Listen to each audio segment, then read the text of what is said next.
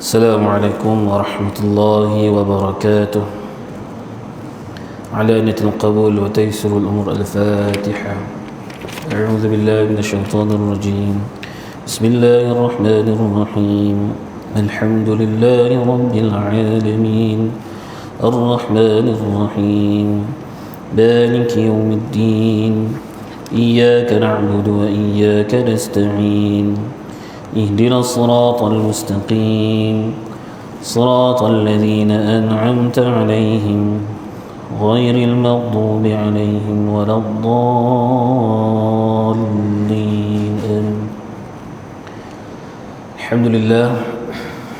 الحمد لله الذي بنعمته تتم الصالحات ورزقنا من الطيبات. أشهد أن لا إله إلا الله وحده لا شريك له وأشهد أن سيدنا محمدا عبده ورسوله.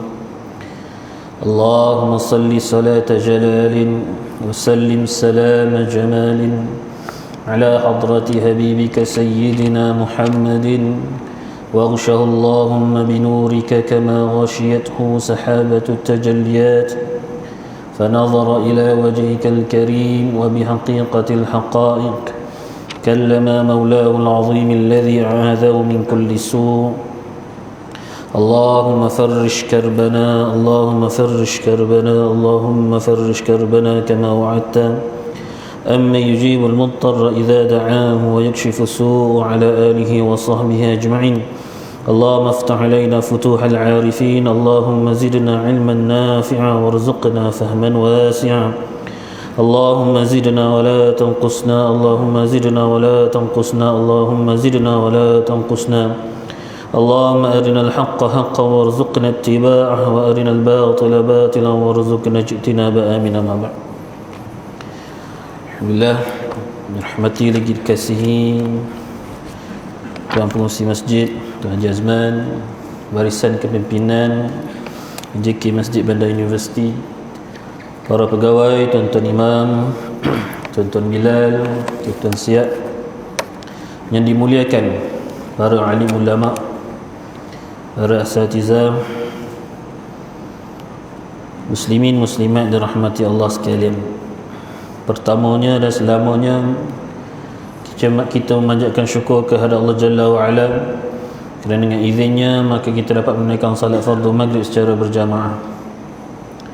Puji dan syukur kehadrat Allah Subhanahu wa taala juga kerana dengan izinnya Allah telah memilih tuan-tuan, ibu-ibu, ayah yang rahmati Allah sekalian untuk terus kekal berada dalam rumah Allah Subhanahu wa taala ini, untuk sama-sama kita mengikuti sesi perkongsian ilmu kita dalam kitab Syama'il Muhammadiyah, satu kitab yang membicarakan tentang kesempurnaan Nabi sallallahu alaihi wasallam, bermula daripada fizikal baginda, pakaian baginda, bercakap baginda, bergurau baginda, makan baginda, minum baginda, hinggalah ke bab ke-56, bab terakhir, bermimpi berjumpa Nabi sallallahu alaihi wasallam, yang mana mudah-mudahan setiap daripada kita berpeluang diizinkan Allah Subhanahu wa taala untuk bermimpi berjumpa Nabi sallallahu alaihi wasallam, bahkan berjumpa Nabi sallallahu alaihi wasallam di yaumul mahsyar nanti insya-Allah. Amin ya rabbal alamin.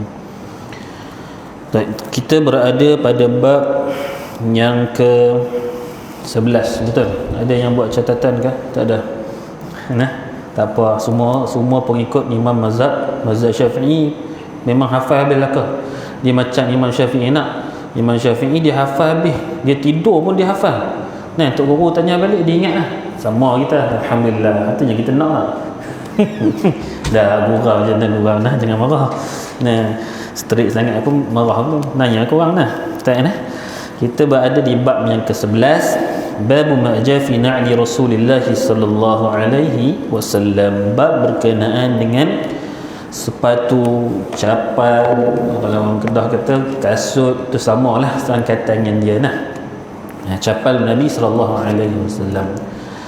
Tahun lepas dia menjadi isu yang hangat dibincangkan mengenai dengan capal Nabi sallallahu alaihi wasallam. Tahun lepas sebab apa ada satu brand nama dia The Chapal kan, The Chapal if I'm not mistaken. Okey, dia capal kan, dia jual topi tapi lambang capal. Nah, jadi isunya kenapa ada puak-puak yang tak suka mengatakan oh ni syirik lah, mengambil lambang capal. Sedangkan kalau kita tengok bagaimana ulama mengarang kitab tentang kelebihan capal Nabi SAW ni cukup banyak. Kalau kita tengok bagaimana Al-Hafiz Al-Iraqi dalam kitab dia Alfiyah Nabawiyah menceritakan dengan lengkap bagaimana rupa bentuk capal Nabi SAW. Al-Hafiz Al-Iraqi ni siapa? Ulama besar mazhab Syafi'i. Bukan setakat ulama besar dalam bidang fiqh, bahkan dalam bidang hadis. Sebab itu gelaran dia Al-Hafiz. Al-Hafiz ini maksud dia apa? Hafal 100,000 hadis berserta sanad dan matan. Sanad dan matan. Sanad dia macam mana? Daripada siapa kepada siapa kepada siapa sampailah kepada Nabi SAW. Itu sanad. Matan isi dalam hadis tersebut. Tuan-tuan, ibu-ibu, ayah, Allah, bayangkan 100,000 hadis berada dalam jiwa mereka, sebati dengan jiwa mereka. Allahu Akbar. Ada seorang sahabat nama dia apa? Sayyidina Jarir bin Abdullah. Sayyidina Jarir bin Abdullah, dia hidup 40 hari je dalam Islam bersama dengan Nabi SAW. Bukan maksud dia wafat 40 hari, tak. Dia masuk Islam 40 hari sebelum Nabi SAW wafat. Tapi apa kelebihan Sayyidina Jarir bin Abdullah? Dia menghafal 1,500 hadis walaupun dalam 40 hari dia bersama dengan Nabi SAW. 1,500 hadis bersama dalam masa 40 hari. Nah, Allahu Akbar. Itu kelebihan sahabat tabi'in dan ulama-ulama hadis. Nah, kita tak boleh sangkal kelebihan mereka, tapi ulama zaman sekarang baru dapat ilmu, belajar hadis sikit dah kata ni maudhu', palsu. Semua hadis ni palsu, dhaif tu palsu, dhaif tu palsu. Dah, Allahu Akbar. Nah, susah begitu dah. Kami duk belajar bidang hadis. Contoh kami belajar bersama dengan Maulana Husin. Maulana Husin selalu sebut tentang orang yang mudah sangat memaudhu'kan hadis, memalsukan satu hadis. Ni dhaif ni terus dia cari dhaif, dia cari pula perawi hadis tu yang saja dia cari kesalahan, nak menjadikan hadis lagi dhaif daripada dhaif yang ada. Allah Akbar. Ni lagi teruk perangai, lagi teruk perangai kata Maulana Husin. Allah Akbar. Baik, kita berada pada hadis ni juga menceritakan bab capal. Kenapa nak cerita bab capal? Capal Nabi mulianya sebab berbeza dengan capal Nabi-Nabi yang lain.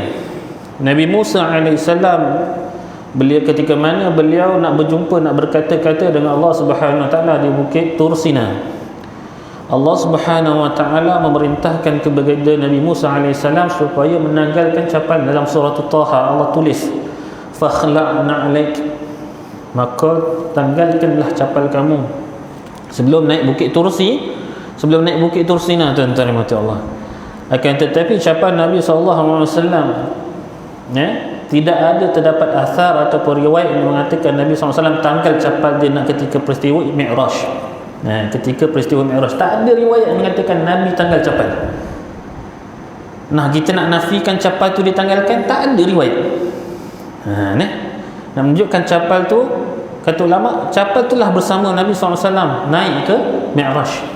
Nah, yang makna Mi'raj ni perjalanan yang jauh. Kalau kita fikirkan, setiap langit tu perjalanan 500 tahun. Setiap langit tu 500 tahun kan. Allahu Akbar. Tapi Allah, dengan kuasa Allah, separuh malam, lailan sahaja. Allahu Akbar. Baik.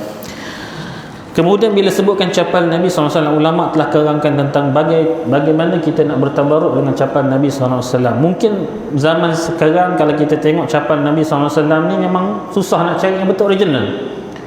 Sama ada yang asli di Tokapi Turki tu, wallahualam, kita tak tahu. Akan tetapi janganlah kita menidakkan bahawa capal Nabi ni mulianya. Kenapa kita pakai rida ada lambang capal? Kenapa kopiah kita pakai lambang capal? Sebagai tanda zikrayat, nak ingat kepada Nabi. Pakai ni, ya Allah, mudah-mudah teringat kepada Nabi. Pakai rida ada lambang capal, mudah-mudah teringat kena ke Nabi SAW. Sebab apa kita ni banyak lupa ke Nabi?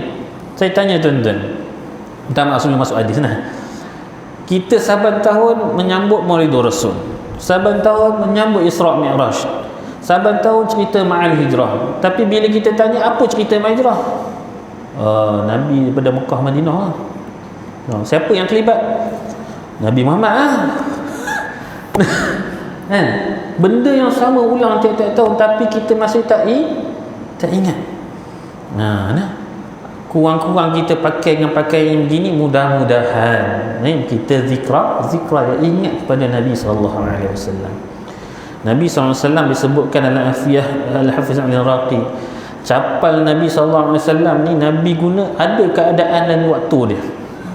Dan capal Nabi bukan satu macam ni saja, ada design ni. Jangan kata design ni saja capal Nabi. Capal Nabi banyak jenis. Tapi yang disebutkan ulama kebanyakan kitab-kitab mereka, beginilah dia punya design dia. Mereka bentuknya begini. Walhal capal Nabi banyak, ada yang tutup jari depan. Kenapa tutup jari depan?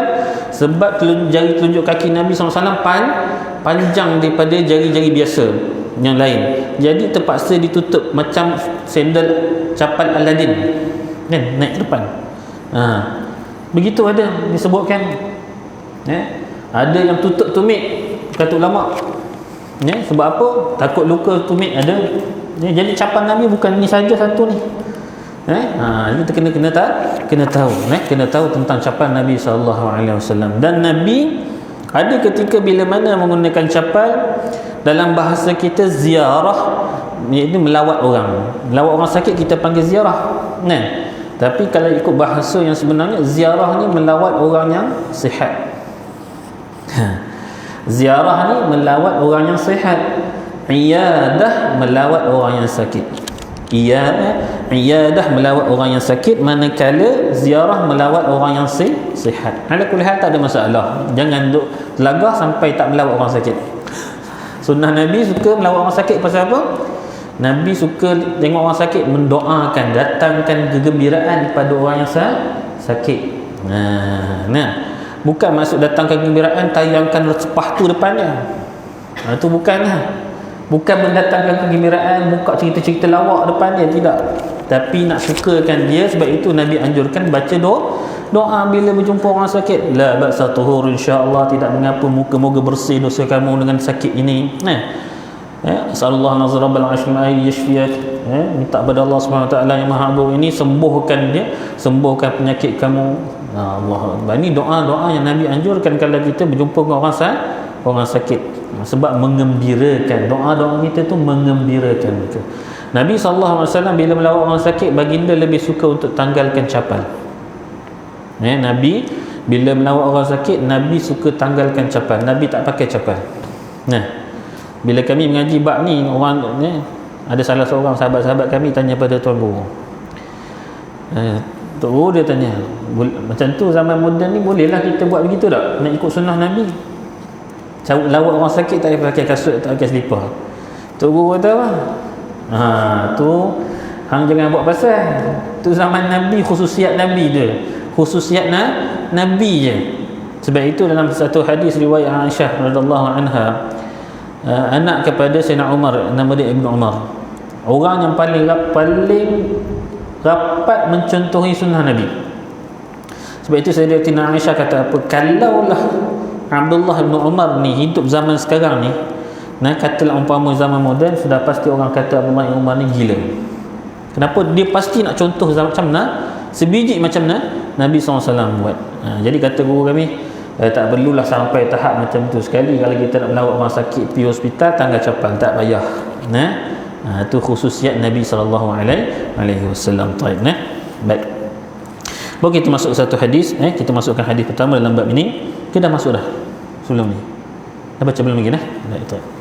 حدثنا محمد بن بشار حدثنا ابو داود الطيالسي حدثنا حمام عن قتاده قلت لانس بن مالك. Dalam riwayat satu hadis ini, hadis pertama ni disebutkan nama Qatadah. Qatadah ni siapa? Qatadah ni anak murid kepada Sayyidina Anas bin Malik. Sayyidina Anas bin Malik ni khadam Nabi, dan anak murid dia Qatadah. Qatadah ni alim, dia ni kehebatan dia dalam bab amalan. Allahu akbar. Mudah-mudahan mungkin daripada kita boleh mencontohi Qatadah ni. Apa kehebatan dia? Hari-hari biasa dia boleh khatam Quran, seminggu sekali khatam. Qatadah seminggu sekali khatam. Dalam bulan Ramadan 3 kali sehari khatam. Akhir 10 hari akhir Ramadan setiap malam khatam. Ini kehebatan Qatadah. Allah, jarang kita nak jumpa orang macam tu lah. Ini kehebatan ulama-ulama dulu. Beliau ni, mereka ni bukan menuntut ilmu sahaja, bahkan mengamalkan ilmu. Kalau kita tengok daripada peristiwa Qatadah ni, bid'ah tak yang beliau lakukan tu? Bid'ah tak? Bid'ah lah. Kenapa? Nabi pernah buat tak macam tu, khatam? Nabi khatam tak tiap-tiap malam Quran? Dah. Tapi Qatadah buat. Sebab itulah Nabi dah sebut dalam hadis dia lah. Nabi dah sebut dalam hadis dia, sunnatul khulafa al-mahdiyyin.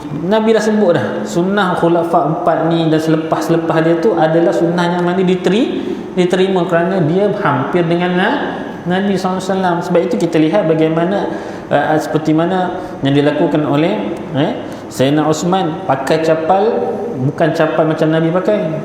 Kenapa? Takut capal macam Nabi pakai ini dijadikan wajib cara dia. Nanti kita tengok capal dia bentuk macam mana. Baik. Kaifa kana na'lu Rasulullah sallallahu alaihi wasallam qala lahum qibalan. Dalam ni hadis sebut apa? Bagaimana bentuk capal Nabi sallallahu alaihi wasallam? Maka kata Sayyidina Anas, lahum qibalan. Adanya ada dua tali. Dua tali maksud dia macam mana? Kita kan selipar Jepun tu satu je kan, memisahkan kita masuk ke selipar kita, pak situ saja. Tapi zaman Nabi SAW dia pakai capat ada 2 tali gitu. Sebab itu kalau kita tengok, saya tak pakai kopiah capal lah, nak tunjuk 2 tu. Dalam ridak kita ni, kalau dalam ridak ni nak tunjuk capal Nabi, Allahumma salli. Yang ini bahagian depan lah. Ni bahagian depan, yang ni bahagian belakang. Ni bahagian belakang. Tu pinjam tu ridak tu Haji. Haji punya ridak tu. Besar sikit nak tunjuk. Capal Nabi nak. Allahumma salli. Terima kasih. Okey. Tuan-tuan tengok ini bahagian depan. Ni kasut bahagian depan, yang ni belakang bahagian tubik. Ni capal Nabi nah. Kalau tuan-tuan tengok, perhati kat sini, ni ada bulat ni. Ni ada bulat ni. Perhatilah. Allah, jauh benar. Ni, perhati sini ada satu bulat. Itu tempat tali. Yang ini dipanggil qibalan. Tali dia lekat situ. Ni tali dia lekat situ. Boleh faham. Itu dimasukkan qibalan semestinya. Baik. Jadi zaman Sayyidina Osman pakai satu sahaja.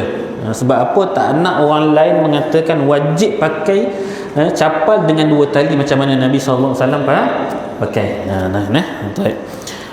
Hadis ini haddatsana Abu Quraib bin Muhammad bin Ala qala haddatsana Waqi' an Sufyan an Khalid al-Hazza an Abdullah bin al-Harith an Ibn Abbas qala, daripada hadis daripada Abdullah bin Abbas kata apa?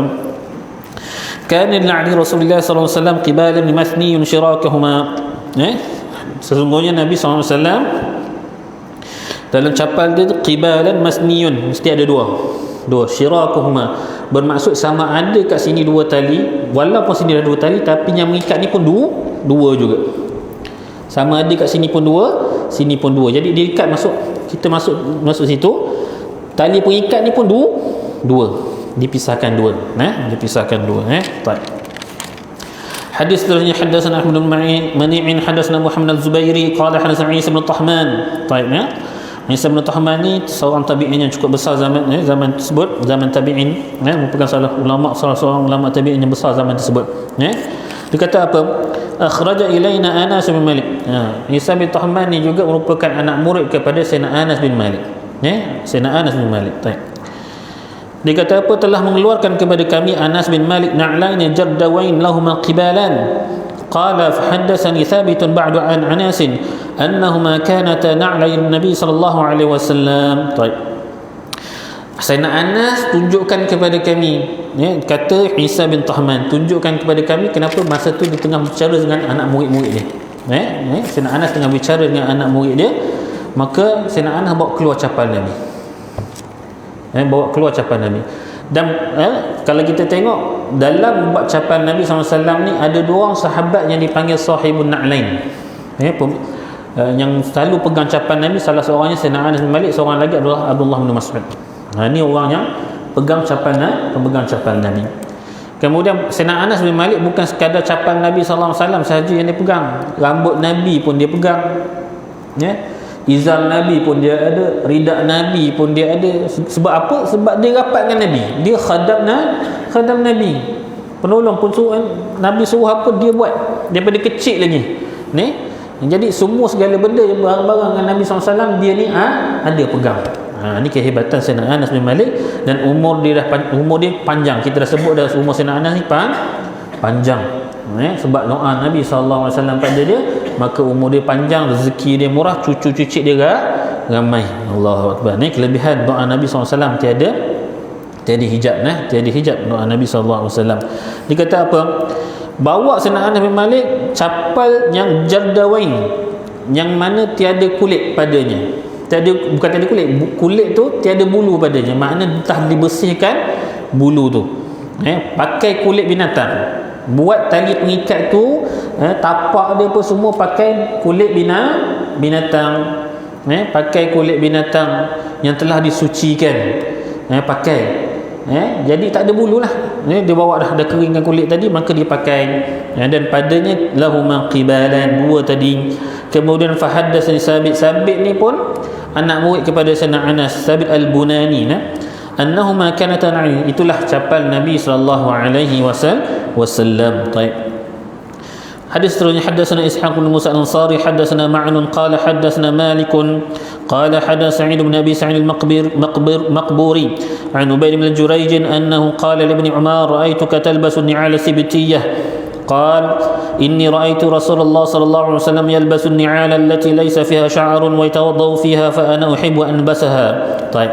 Hadis daripada Ubayd bin Jurayj. Ubayd bin Jurayj salah seorang tabi'in juga. Dia berkata kepada, hadis ni sebut tentang Ibnu Umar, ini anak kepada Sayyidina Umar, yang mana ketika itu dia nampak apa? Ubayd bin Jurayj kata apa? Dia cakap kepada Ibnu Umar, aku nampak engkau ni suka pakai capal yang tidak berbulu. Sibtiyah ni maksud dia tidak berbulu. Sibtiyah ni maksud tidak bulu. Kenapa? Dia tanya.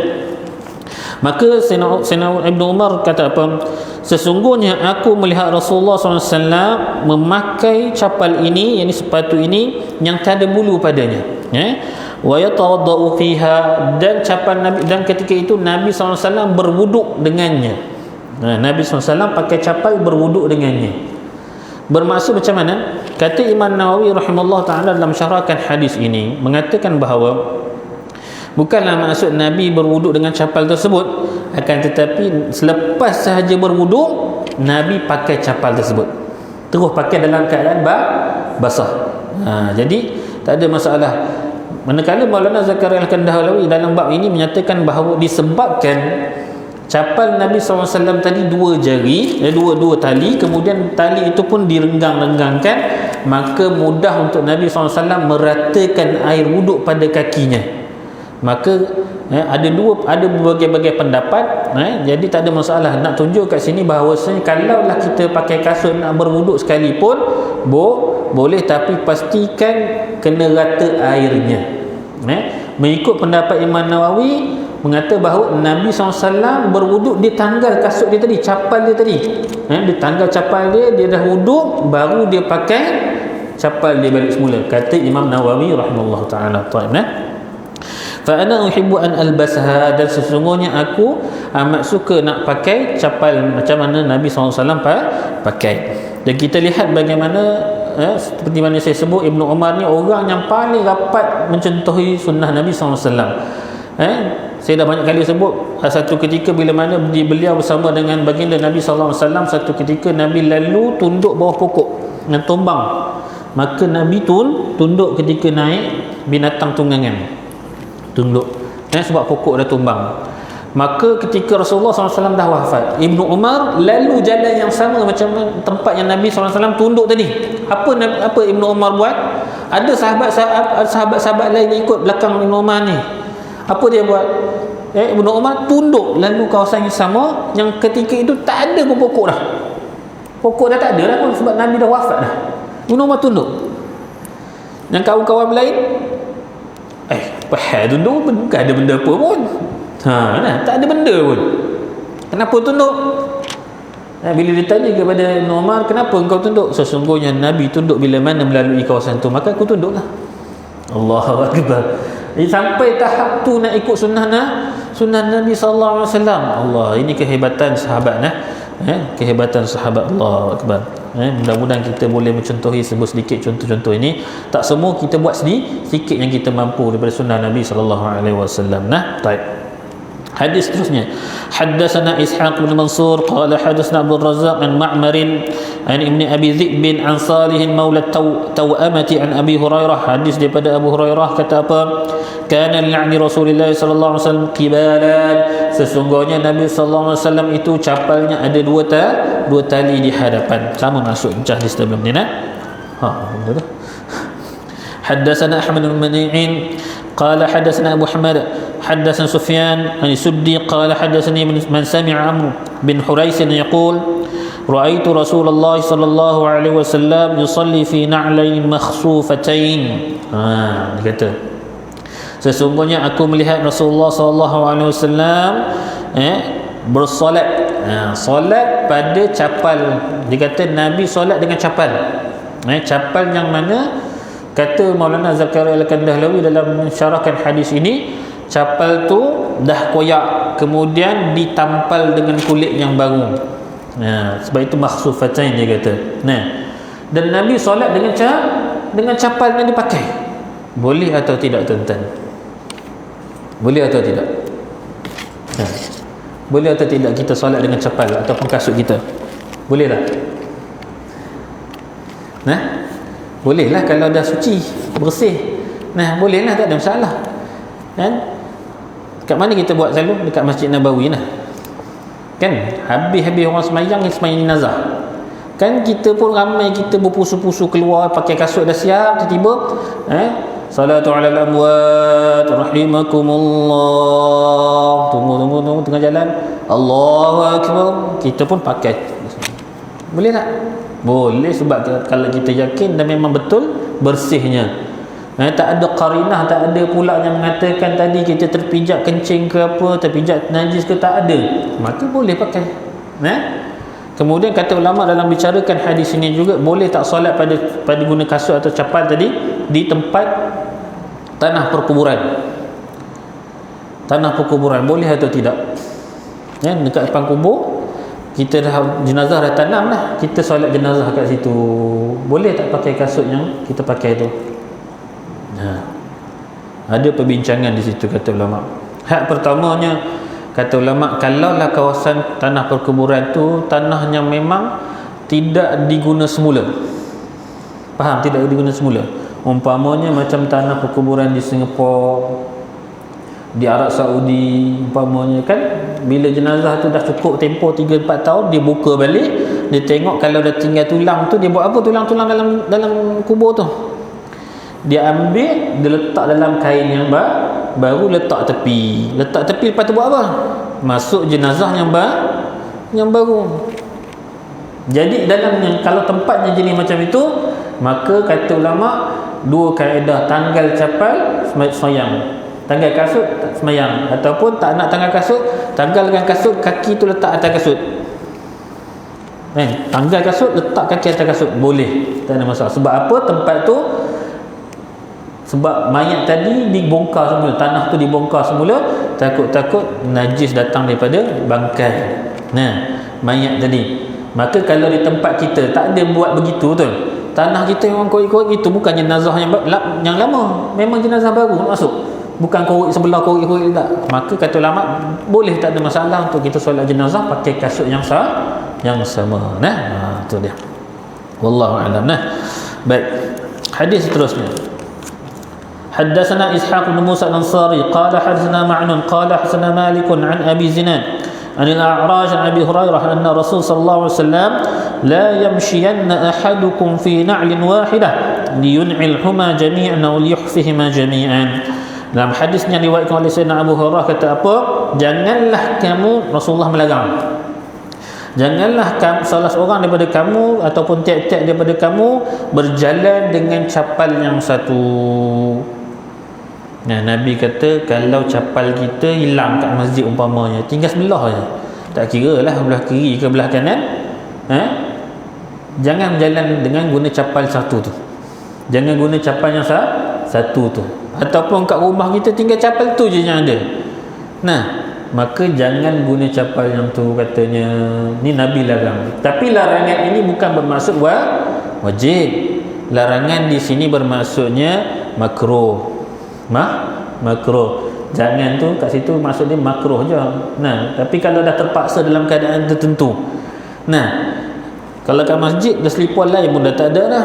Tak boleh nak pergi pinjam zikir masjid pun tak pinjam. Tuan Haji Azman kata tak payah ni, saya punya tak boleh. Nah, balik dengan kaki itu je ada. Boleh tak? Boleh. Kata ulama dalam menafsirkan hadis ni, yang Nabi maksudkan juga bukanlah menggunakan capal tu secara konsisten. Tinggal satu, dia guna capal tu daripada masjid sampai ke rumah. Guna sebelah, loncat dah kan. Kata ulama nak buat macam mana? Tukar-tukar. Kejap belah kanan, kejap belah kiri, berehat sebentar. Jadi dia tidak berterusan. Kalau tidak berterusan, tidak mengapa. Nah, tapi saya banyak kali hilang kasut jenis ni. Bila hilang masa dulu awal PKP tu banyak. Masa tu kan kita jemaah limit. Saya ditugaskan untuk menjaga SOP masa tu. Bila dah sampai je limit kota tu, minta maaf cik, kami terpaksa halang cik, kami tak boleh benarkan cik masuk sebab dah penuh kota. Jumpa ke akhirat nanti, jaga kau. Jumpa ke akhirat ni, jaga. Apa punya Yahudi punya cakap tu, dia Yahudi tu, siap kau kan. Dia sumpah seranah kita. Habis-habis main Jumaat, memang sumpah tu menjadi selipar tak ada. 3 kali saya jaga SOP ni, 3 hari 3 minggu betul-betul memang macam tu, sumpah saja, memang tak ada selipar. Lalas saya cakap minggu depan saya tak nak jaga yang pintu dah, saya nak masuk dalam zikir. Elok tak ada hilang. Allah, banyak ujian betul ramai daripada kita ni petugas-petugas masjid yang berikhlas nak jaga SOP ni tuan-tuan. Tolong bantu mereka ikut prosedur yang sepatutnya. Jangan maki hamun. Ni orang datang atas sembahyang Jumaat, niat dah murni datang sembahyang Jumaat, tiba-tiba duk maki hamun. Apa ni, masjid kosong lagi nak tak boleh masuk. Ni apa ni, semua konspirasi ni. Konspirasi juga. Apa punya konspirasi tak tahu lah. Ada juga macam tu. Ni semua yang masuk dalam tu saya sumpah semua kena COVID-19. Terang saya beritahu, memang jadi. Memang ada orang beritahu, ada sumpah kami macam tu. Ni semua dalam ni semua kena COVID-19. Allah Akbar. Niat dah murni nak pergi sembahyang Jumaat, tiba-tiba duk maki hamun. Dapat tak pahala tu? Habis kan. Dia pergi, bila sampai dah penuh, alhamdulillah, tak apa, mudah-mudahan ada rezeki waktu lain, tak apa kami pergi cari tempat lain. Tak ada juga. Allah dah takdirkan begitu. Tak apa, asalkan ada usaha tu hendaklah waktunya awal. Ini dah azan, Allah tak ada rezeki, nampak dah azan, tak ada rezeki. Itu bukan usaha. Ramai macam tu, ramai saya duduk tunggu kadang-kadang time azan tu lah ramai datang. Dah penuh lah. Alhamdulillah tak apa, penuh lah. Bukan rezeki kami lah. Kedai boleh berapa? 2 orang, 3 orang. Pergi kedai makan tu. Elok tengah azan pakai seluar pendek pun ada lagi. Itu memang tak ada usaha langsung lah. Nak usaha kata datang awal tadi. Memang kita dah beratur elok-elok, dah usaha tapi tak boleh masuk juga. Maknanya itu baru nama Allah tak bagi, tak izinkan. Barulah dikira kita bertunggu-tunggu. Ini pun maki hamun terus. Allah, tu okey lagi. Saya beritahu tuan-tuan masjid kami sampai bertumbuk malah. Baru ni jadi. Siap kami kena tolak. Allah. Siap kami kena tolak. Sebab apa? Kan SOP masjid, kalau tuan-tuan tengok closa dia mesti bawa sejadah besar kali ni. Dia tulis besar-besar. dalam Klosa 4.9 atau 49. Tuan-tuan tengok dalam Klosa tu SOP. Bawa sejadah sendiri, sejadah yang besar dia tulis. Anak dia bawa apa? Anak dia tak bawa sejadah, tapi bawa sarung tangan kecil 4 segi nah. Dia masuk dalam, dia tengok anak dia mana tak ada. Dia pergi keluar, dia kata, pasal apa sebenarnya keluar? Siap tak bagi masuk. Dia ni je. Siap bercakap, tengok SOP kita dah tulis tampal situ, besar SOP tampal. Tengok, mengamuk-ngamuk, tolak siap tu jatuh rentang. Allahu Akbar. Sampai macam tu tak? Kalau aku jumpa kau kat keluar, siap kau.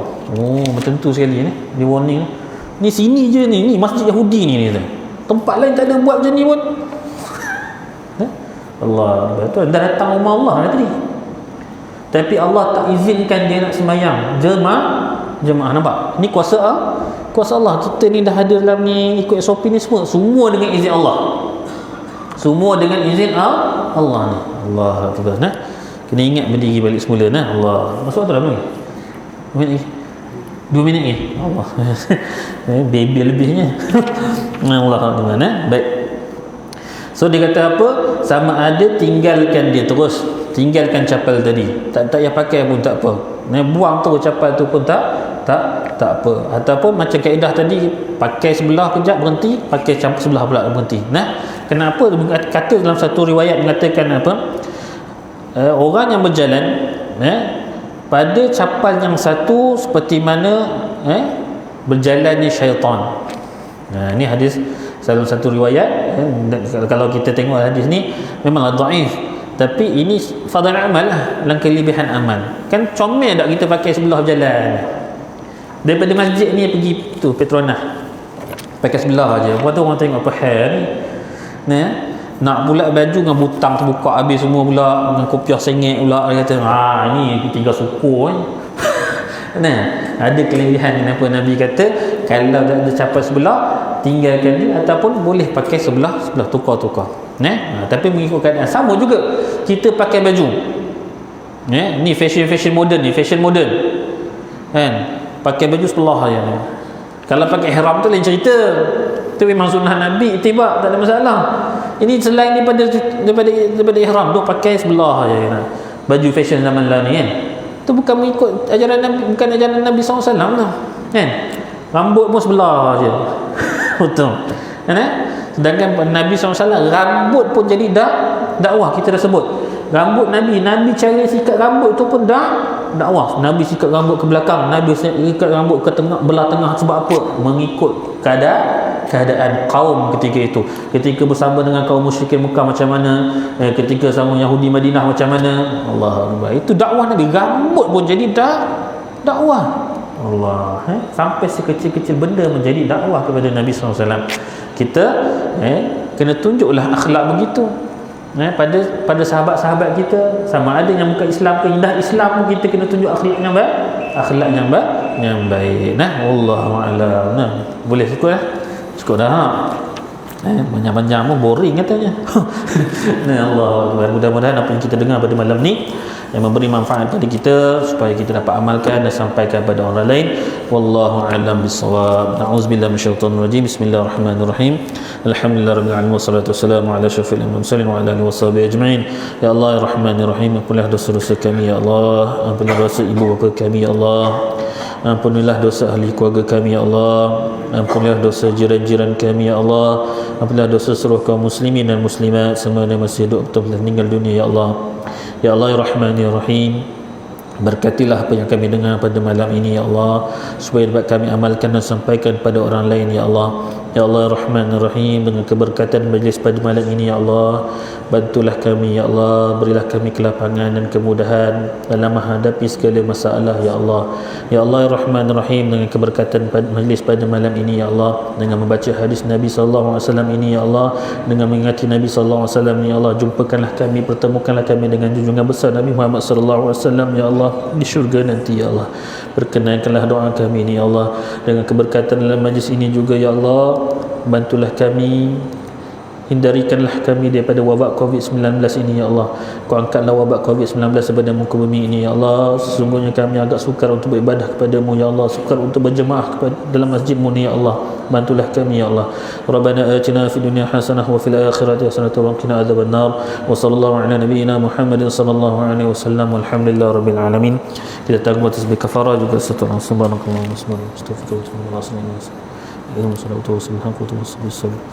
أقول قولي هذا واستغفر الله العظيم لكم. السلام عليكم ورحمة الله تعالى وبركاته.